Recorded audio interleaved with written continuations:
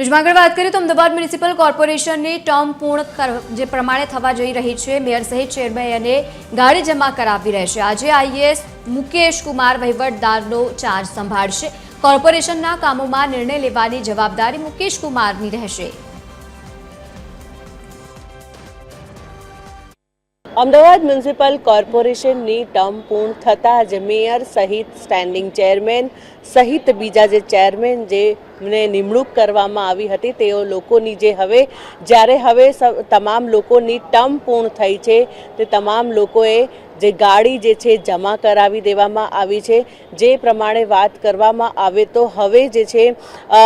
Ahmedabad municipal કોર્પોરેશનમાં વહીવટદારનું જે શાસન જે છે લાગુ કરવામાં આવશે અને જે વહીવટદાર તરીકે જે આઈએએસ મુકેશ કુમારની નિમણૂક કરવામાં આવી છે અને ત્યારબાદ જે પ્રમાણે વાત કરવામાં આવે તો અમદાવાદ મ્યુનિસિપલ કોર્પોરેશનમાં જ્યાર સુધી ચૂંટણી ન થાય અને ત્યાર સુધી નવી બોડી ન બને ત્યાર સુધીમાં આ ગાડીઓ અહીં જમા રહેશે અને ત્યારબાદ જે નવા ચેરમેન અને મેયર બન્યા બાદ જે વહીવટ જે શાસન જે છે તે હટશે અને તમામ લોકોને જે જવાબદારી આપવામાં આવશે। બીજી તરફ જ્યારે વાત કરવામાં આવે તો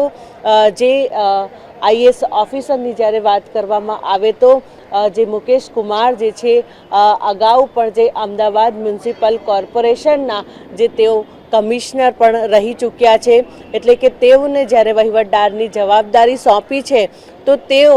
જે છે અમદાવાદ મ્યુનિસિપલ કોર્પોરેશનમાં જ્યાર સુધી ઇલેક્શન ન થાય ત્યાર સુધીમાં જે અમુક જે નિર્ણય જે છે તેઓ લઈ શકે છે। કેમેરામેન નીતિન બગડા સાથે મોનિકા રાજપૂત, TV13 ગુજરાતી, અમદાવાદ।